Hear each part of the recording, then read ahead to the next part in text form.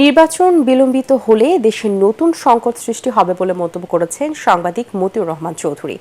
রাজধানীতে বিতর্ক প্রতিযোগিতায় মানব জমিন পত্রিকার প্রধান সম্পাদক বলেন, সংবিধান পুনর্লিখন বর্তমান সরকারের কাজ নয়।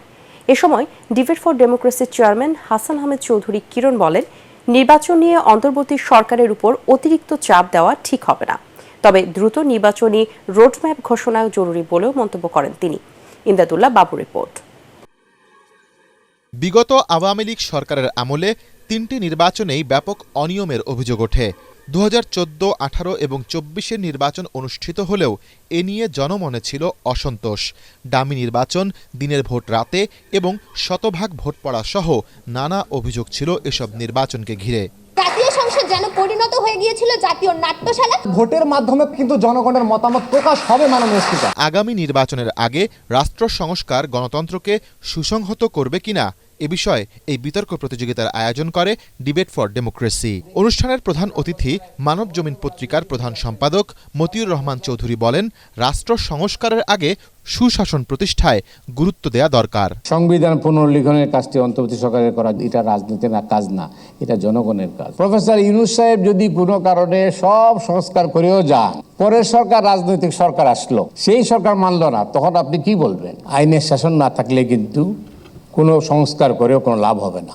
এ সময় ডিবেট ফর ডেমোক্রেসির চেয়ারম্যান হাসান আহমেদ চৌধুরী কিরণ জাতীয় স্বার্থে রাজনৈতিক দলগুলোকে ঐক্যবদ্ধ হওয়ার আহ্বান জানান। কে ক্ষমতায় আসবে, কে কতটা সিট পাবে, জাতীয় সরকার হবে কি অন্য কোনো সরকার হবে, সেই প্রক্রিয়া নিয়ে আপনাদের মধ্যে ভিন্ন ভিন্ন আলোচনা হতে পারে, কিন্তু আপনাদেরকে জাতীয় স্বার্থে আপনাদেরকে অবশ্যই সকলকে একসাথে থাকতে হবে। রাজনৈতিক দলগুলো ভোটের জন্য তারা বেশি তাগিদ দেওয়া শুরু করে, তাহলে কিন্তু এই অন্তর্বর্তীকালীন সরকার তাদেরকে যে কর্মপরিকল্পনা হাতে নিয়ে কাজ করছে, সেই কর্মপরিকল্পনা পরিচালনা করতে তাদের জন্য কিন্তু কষ্ট হয়ে যাবে। যে কোনো সংকট নিরসনে সংলাপ জরুরি বলেও মন্তব্য করেন বক্তারা। এখন যে সরকারটা আছে সেটাও কিন্তু সেনাবাহিনীর সমর্থনে। যদি কোনো কারণে নির্বাচন বিলম্বিত হয়, তাহলে আমি নিশ্চিত করে বলতে পারি নতুন এক সংকটের মধ্যে যাবে বাংলাদেশ। আর এই সংকটটা হবে আদলহীন রাষ্ট্রে পরিণত হতে পারে বাংলাদেশ। আর দেশটা তো আপনার কি অবস্থায় আছে আপনার সবাই জানেন। যতটুকু পুনর্গঠন করা দরকার, যতটুকু না হলেই নয়, ততটুকু করে একটা যৌক্তিক সময়ের মধ্যে যত দ্রুত সম্ভব অন্তর্বর্তীকালীন সরকার একটা জাতীয় নির্বাচনের মাধ্যমে জনগণের যে প্রতিনিধি, সেই প্রতিনিধিদেরকে তারা তাদের ক্ষমতায় যাবার জন্য একটা রাস্তা তৈরি করে দিবে এবং একই সাথে আগামী জাতীয় নির্বাচনের পথকে সুগম করবার জন্য আপনারা ঐক্যবদ্ধভাবে কাজ করবেন। প্রতিযোগিতায় শেরেবাংলা কৃষি বিশ্ববিদ্যালয়কে হারিয়ে কবি নজরুল সরকারি কলেজের বিতার্কিকরা বিজয়ী হন।